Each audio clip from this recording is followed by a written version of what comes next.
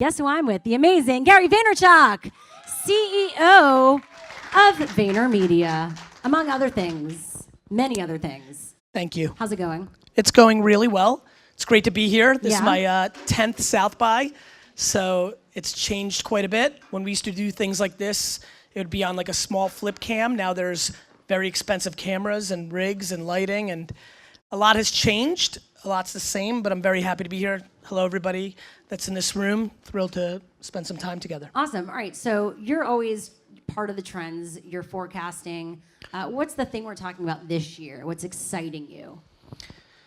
You know, I mean, I don't think, listen, the fact of the matter is 9 years ago, Twitter exploded here, and then all of a sudden, South by had to be this place where things got launched. The reality is, really, besides Twitter and Foursquare, nothing's ever been launched here, right? Well, this is an opening for you. Why don't you? No, but I mean, I think like this notion of like what's exciting, the same stuff that's always been exciting, which is I'm not super worried about features or what's getting covered the most by the media. I'm worried about where consumer attention is and how do I storytell natively to that platform in that environment. So things that I'm not excited about are consumer VR. I do not think consumer VR is here next week. I think we, especially if you're at South by in this lounge, we're excited about it. We understand the technology is there. It's exciting. But the day when an American or a human being spends 3-4 hours a day in contact lenses and lives in a virtual world is much further away than the people that are in that industry wish it to be. The things that excite me is that Facebook ads are underpriced and Instagram and Snapchat influencers are underpriced, and most people just have opinions about it, even very bright people in this room and the people watching at home, and there are very few practitioners in March 2017 marketing, and that's what excites me, because when you have lack of practitionership, there's an ability to exploit those opportunities if you're deeply grounded in those principles. It's funny because some people actually think there was a bubble. I think there's always going to be those case studies or those circumstances. What bubble? Well, like the influencer marketing bubble. Influencer marketing hasn't even started. Even though it's a 1 to 3 best on people's best guesses billion-dollar market, the reality is that influencer marketing has always been here. Like John Wayne smoked Lucky Stripes. Somebody we're paying attention to doing something with a brand is tried and true. It's just that Instagram and Snapchat and Facebook and these platforms are at such scale of distribution now, and there's no middleman. NBC and Comcast used to get the middle price. Now the platform is the distribution, and the end user is getting those economics directly with the brand. So we're living through just the early stages of that genre, because that's just tried and true. Like, that just always has been here. It just looks a little bit different than we saw it 40 years ago. Now, you're an influencer, you could say, but you're also a CEO, you're an entrepreneur, you're a businessman. How do you balance between your own personal brand and then being responsible to a company and employees and all that? I run my company. I'm the CEO of an 800-person, $130 million a year business, and that takes up all my time. The Garyvee thing is my side hustle. I have a team that records content in vlog form. He's right here. Who's that guy. right He somewhere. literally D-Rock. Does he just travel with you? Yes, D-Rock is the person I love the most. D-Rock is with me all the time, and it's my hack. I figured it out. D-Rock films. We make a vlog. In that, we have 18 hours worth of content that's happening. A lot of those turn into my Medium posts. A lot of those turn into my meme videos. A lot of those turn into my audio podcast. I don't have time to build a personal brand. I don't have time. I live my life as an entrepreneur, and I don't win on being attractive or funny. I win on being an operator and being right about things that are happening, and that's just my day-to-day life, and then we produce it at home. But I spend all my time running my company, and when I do public speaking, that's business development for VaynerMedia. It's a lot more fun to get a $3 million scope doing a keynote at the ANA than being part of an RFP process. That's just smart business. Yeah. So I think being an influencer, first of all, 99% of people that say they're an influencer in their Instagram account are full of shit. And for the 1%... Well, don't put that on your Instagram account. Like, I'm an influencer. Many do. and then I think the ones that, like, being an influencer means that you're bringing value to people as a person living and creating content through these platforms that people are paying attention to.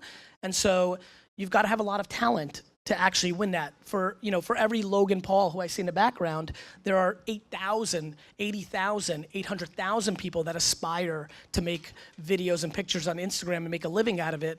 And the reality is they're not interesting enough or smart enough or talented enough. So it's just supply and demand of, are you able to have somebody's attention?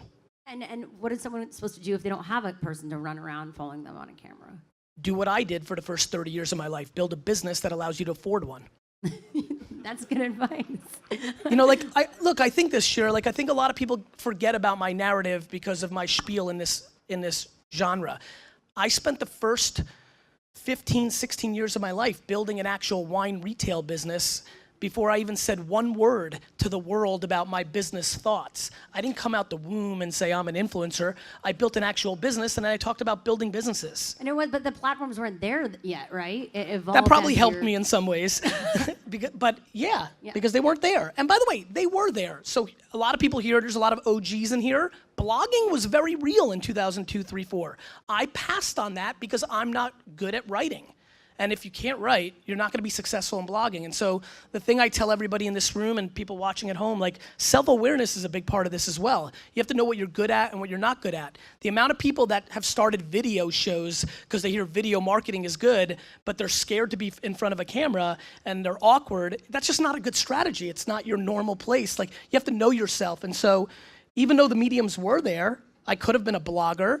I just knew that I couldn't communicate very effectively in the writing format, and so I punted it, kept building a business, and then when short form Twitter, when video for YouTube came out, I'm like, that I think I can do, and that's what I jumped into. You talk about hustle all the time, right? And so at what point in the hustle, if it's just not working, do you say, maybe I need to move in another direction? That's hard. When to tell somebody that to quit off of their dream or what they want to do is very difficult, because the reality is it could have been the next day that something good could have happened and you just jumped off. At the same token, I equate it to American Idol, rehearsals where people really think they're great at singing and they suck shit.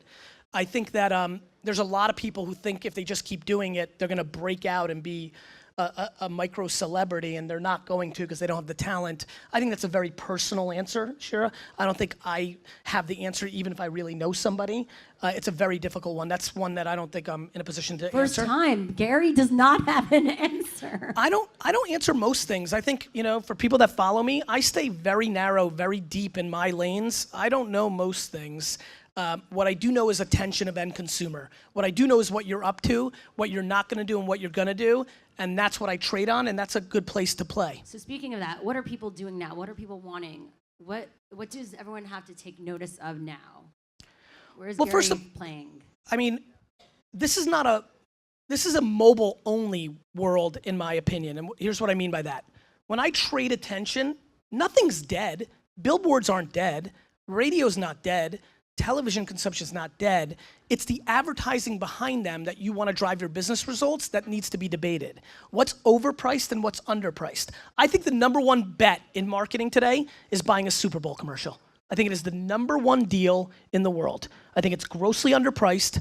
Every person in here will know the 30-second story of that brand, whether they watch it on YouTube or during the Super Bowl, and it's an incredible bargain. At the same token, I think the number one worst deal in marketing today is buying programmatic banner and pre-roll ads on the exchanges and justifying digital spend on CPM costs because nobody in here is paying attention to them and we're pouring ungodly amounts of money to it. So that, you would say, wait a minute, Gary's not a digitalist, he's a traditionalist. I'm not, I'm going very narrow. I think iHeartRadio live read radio ads by the jockey who's running that station is an incredible bargain. Radio. Meanwhile, I think that, back to television, I think the Oscars are the most overpriced ad at $2 million a spot because we want that as marketers to be the Super Bowl, but it's not. The sport of watching commercials during the Oscars is nowhere close to the sport of watching commercials during the Super Bowl. So for me, it's mobile only. Mobile is the only place where there's true, besides Super Bowl, underpriced attention. You've got to be very narrow within that. I'm obsessed. I think everybody in here will regret not spending more money on Facebook ads during this period, because the average $6 to $14 CPMs that you see today are going to be $50, $60, $70 in 4 to 5 years, and everybody's going to cry. That there's people that think Facebook ads are over right now that are just non-practitioners. I mean, this is back to my opening line. There are people in this room that have opinions on VR, on AI, on Alexa voice, on Snapchat ads, on Facebook ads, and they've never executed in those environments. I think it's massively important to be the architect and to be the plumber and to be the mason. And I think that's what's lacking, Shira, and something I've always relied on, which is I'm trying to be strategic, but I'm executing my shit daily. Biggest reason I build a personal brand is so I use Instagram, Snapchat, Musical.ly, Facebook, Twitter every day. Every feature, every time. It keeps me a strong strategist because I'm in my shit, not pontificating on TechCrunch. There you go. That deserves an applause. Come on. So what platforms are you excited about right now? I mean, you are everywhere. Facebook. Yeah, Facebook. I'm heavily excited about Facebook. I'm excited about Snapchat because everybody thinks that it's over because Instagram stories, and yet there's tons of attention there. And the marketplace to buy filters there is $5 an hour for 20,000 square feet. If you're a smart marketer, buying filters on the open marketplace in Snapchat right now could be remarkable if you care to sell to people under 35 years old. Influencers on those two platforms. iHeartRadio, weirdly enough, live read by the jockey, not the ads in the radio. Radio networks. That's just No. iHeartRadio. iHeartRadio. No, let's go more specific. When the jockey that runs the station live reads. Like, these are the nuances that I watch, and I watch them for people in the room, not on internal modeling mixes that justify spend behavior in Fortune 500 companies, but based on actual transaction data, if stuff is actually selling, if donations are actually being made. It's another important part that we should be spending more time on. There are people that literally justify behavior based on views and likes and following count, and that is just, that lacks. What do you justify? Engagement? Sales. Selling shit, Shira. Yeah, you want to make money. Well, yes, I want to make money, and anybody who's getting paid to help a business wants to make money. Like, Comcast wants to sign people fucking up. Like, they're not there to like feel good about themselves. Like, this is fucking business. What the fuck is everybody talking about? Yeah, I mean, you could be a capitalist hippie, neo-hippie. Listen, I love hippies, but the fact of the matter is, you know, the reality is if you're talking about business, you're talking about business. If you're talking about raising money for the PTA, that's your goal. Everybody has a goal. Running for office, bringing awareness to the family that lived next door to you whose house burned down. You can go very noble, you can go very vain, having more fans. You could be whatever you want, but the one thing that ties every person in this room is that we're all fighting for the attention of the end user. Before you tell me how great your service is and why yours is better than Amazon's or your sneakers cooler than Adidas's, you need my attention. And we are pouring hundreds of billions of dollars into places that no longer have the attention. All right, so lastly, we're wrapping this up. Okay. Advice for people that are starting new companies. Maybe they can't be buying tons on Facebook or boosting. How are people supposed to be heard this day and age with now big publishers coming in and playing? It's harder, you know? First and foremost, patience. Startups lack patience.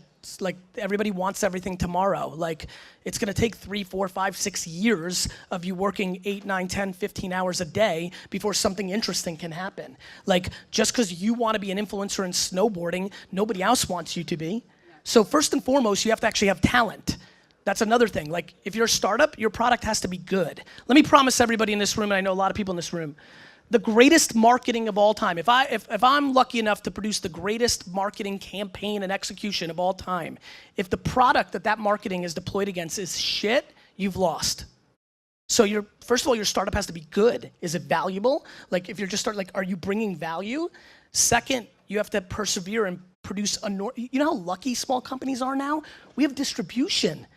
We have, be a practitioner. Know that when you post a piece of content, so many people come up to me and say, Gary, it's so hard. I look at their Instagram and they're not posting any of their content with hashtags, which is a by accident way to pick up exposure in a world where they have no money. When you have no money, when I took over my dad's business, it did $3 million a year, 10% gross profit, $300,000 before expenses. My first year marketing budget was $14,000.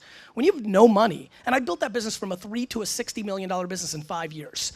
I had to make every penny perfect. So I was right about email marketing in '96, and I was right, and because of that, I had 91% open rates. When Google AdWords came out, the day it came out, I paid 5 cents a click for words before anybody bid me up, and I was super right, and that worked. How much is that luck versus preparation, and do you ever get anything wrong? What do you do when you make a mistake? I get everything wrong. It's just that I can't recall it because once it's wrong, I'm moving on to the next thing. Like dwelling on what you fucked up on is the quickest way for the next thing not to work. Right? Yep. So I think I do everything. I mean, you know this. This is a fun thing to say. Some people in the back know this. I was a breakout YouTube star in the first year, 2006. I decided that the right strategy was to leave YouTube completely and go to Vidler because Vidler offered me equity in their company, and I've left an enormous amount of attention. I deviated from my intention thesis to do short-term economics and equity in a company, and I lost. When D-Rock finally came in my life 2 years ago and we started to try to build up my YouTube for the first time, I was sitting on 40,000 followers in a world where I could have had millions if I just stayed the course. So I make mistakes all the time. I'm reorging VaynerMedia every day because it's based on a mistake I made the prior year. I just don't give a fuck about my mistakes. Everybody else cares about your mistakes. If you're worried about your own mistakes, you've already lost. That's awesome. Thank you. You're welcome. Gary, it's a great way for us to leave it off. Awesome. You're amazing. Gary, I love you. Vaynerchuk, everyone. Thank you, guys. Remember to share this video on Facebook. Gary, you better be sharing this video on Facebook. I will. We're doing all good stuff. We're closing this up. And stay tuned for more right here from the Comcast Social Media Lounge. I have free books. And check We have out free his books. books. And where's the books online for people who are watching live? No, I don't want to shill, but for you guys, there's books. Google it. All right.